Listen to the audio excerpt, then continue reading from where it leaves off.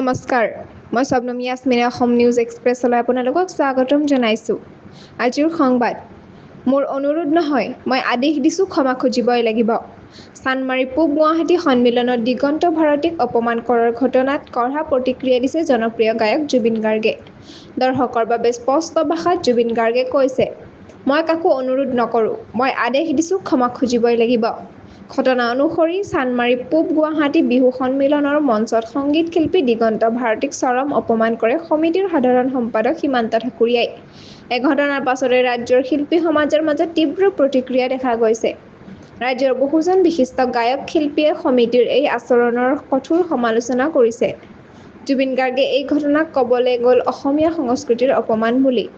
তেওঁ পূব গুৱাহাটী বিহু সন্মিলনৰ সমিতিক খঙৰ ভাষাত কৈছে, ক্ষমা নুখুজিলে এই অপমান জনতাই চাব। এই ঘটনাই নতুনকৈ প্ৰশ্ন তুলিছে, সংস্কৃতিৰ মঞ্চন কাক আগভাগত ৰাখিব, শিল্পী নে ৰাজনৈতিক স্বাৰ্থ?